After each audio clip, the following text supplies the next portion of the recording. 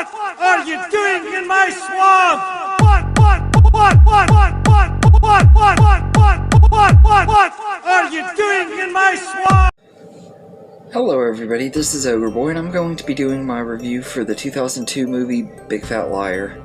The movie is directed by Sean Levy and written by Dan Schneider, and this movie follows 14-year-old Jason Shepard, played by Frankie Muniz, who is a pathological liar. He is always lying to his parents and his teacher and stuff to get out of situations and stuff, and he gets caught in a lie and everything, trying not to have to do his school paper, and everything his teacher tells his parents that if he can get his paper to her by a certain time, he won't have to go to summer school. And he ends up getting his paper done, and on his way to take it to her, a Hollywood director named Marty Wolf is is on his way, I guess, back to Hollywood or whatever, and he runs into Jason and everything in his limo, and he has to ride with him the rest of the way to the teacher to take his paper to the teacher. And Jason had accidentally dumped his bag out in the floorboard of the limo, and his paper was the only thing left that he didn't pick up before he left, which you would think he would have made double sure to have that paper, but I know that stuff like that happens. It's happened to me many times, more as an adult than it would have back then probably. But anyway, Marty takes the paper and he reads it and is planning on turning it into his next big movie. And Jason's trying to convince his parents and his teacher that he's not lying about Marty Wolf picking him up and everything, and they don't believe him. So when his parents go away for the weekend, he and his best friend Kaylee go out to Hollywood and try to convince Marty to tell his parents that he took his paper, and of course Marty doesn't want to do that and everything, because if he did, then it could mess up his movie and everything. So to get back at him, Jason and Kaylee do all kinds of pranks and stuff to mess up his day and everything. He's the day that he's supposed to have his big movie premiere for his newest movie, and talk about Big Fat Liar, and then the next day when Big Fat Liar is supposed to start filming, they mess things up too, with the help of a bunch of people that Marty has done wrong and stuff, because he's like a big jerk to everybody in Hollywood. He's like this really big cocky jerk and everything, and pretty much gets what's coming to him. But I absolutely love this movie. It's been one of my favorite movies ever since I was a kid. I think I saw this for the first time probably a year after it came out, because I didn't see it till it was on one of the cable channels. I think it was Stars, and I watched it for the first time and just absolutely loved it.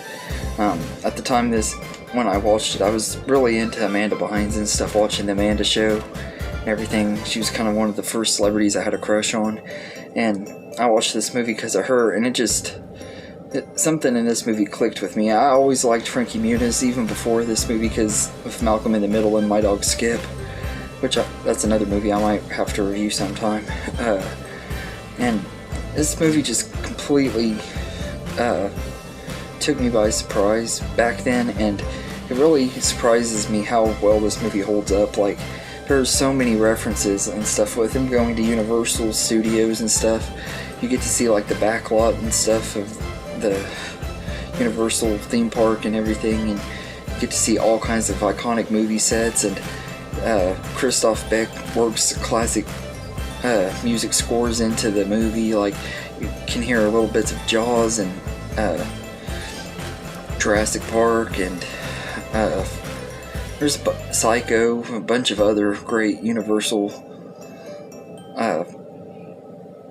theme music and stuff that have been in other movies and stuff. I love that. And like when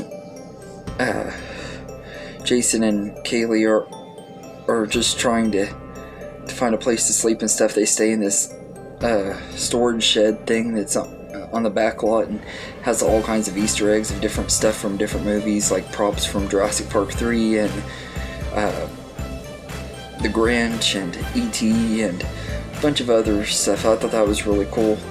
And I never really realized how many Steven Spielberg references this movie had. Like, there's a ton of references to Steven Spielberg's movies in this, and I think that was really cool too.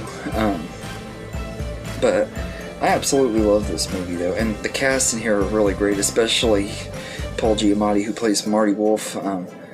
I've become a pretty big fan of him in recent years and stuff. He's one of those actors I really, really like. He's one of my favorite character actors, and this movie, he's just absolutely hilarious in here. He goes non-stop silly and funny and everything, and he's a really big douchebag and jerk and everything, but he's also really fun to watch because of how over the top he is, and he's just absolutely perfect in this movie. And Frankie Muniz and Amanda Bynes are both excellent as Jason and Kaylee. Almost said Kylie. And they're both really great in this movie too. Amanda Detmer plays Monty, who is the assistant to Marty Wolf, and she's really good. In here, I thought I really liked her, and Donald Faison from Scrubs and Clueless is in here as Frank, a former limo driver to Marty. He's really good. Jaleel White plays himself from in the entire movie. He gets called Urkel and stuff every time he is on screen. Marty calls him Urkel and everything to get on his nerves. He's like a big jerk to him, and he has a couple of scenes in here. He's really funny, and you get some pretty good cameos in here too, like Kenan Thompson and Dustin Diamond. Really good cameos in here, although they're not in here very much. They just are funny and stuff in here. They're pretty much criticizing how bad Marty Wolf's movie is, and it just has a really good cast and awesome cameos, and there's all kinds of awesome Easter eggs that I had never noticed and stuff before. And it's one thing I love about this movie. There's a lot of stuff I noticed as a kid, but even all these years later, there's stuff that I didn't notice and everything. I love that about this movie, and every time I watch it, I find something new in there. It just makes it a little bit better. It's just really entertaining movie and a lot of fun and everything. So I really love this one, and I think it's a classic, and it really has that 2000s feel to it. It has a lot of 2000s pop songs that as a kid I absolutely loved, especially the Move It Like This by the Baha Man that plays in the credits. I'd forgot how good that song was. I used to listen to that song all the time as a kid, and it has all the songs in this movie I really liked. I always wanted to get the soundtrack to it, but I never did. It has the Hungry Like the Wolf by Duran Duran, which every time I hear that song, this is what I think about when I hear that song, is Paul Giamatti dancing by his pool and coming out blue and everything. And another thing, and then you also got the Blue song by Eiffel 65 playing when he's in the car and everything. It's just one of the most hilarious scenes and everything, and he keeps on having this encounter with this old lady, and she's like, "Up yours, blue boy," and stuff like that. It always cracks me up, and it's just a really, really fun movie. I absolutely love it and everything, and I hadn't watched it in a while. I had watched Big D from Big D Entertainment Ranking and Big D's Entertainment Rankings and Reviews video on it, and it made me want to watch this movie and review it myself and everything. It's so much fun, and if you haven't seen it, I definitely would recommend it. It is silly and everything, and but it is a lot of fun and has a lot of fun Easter eggs and stuff. It's worth watching just because of that.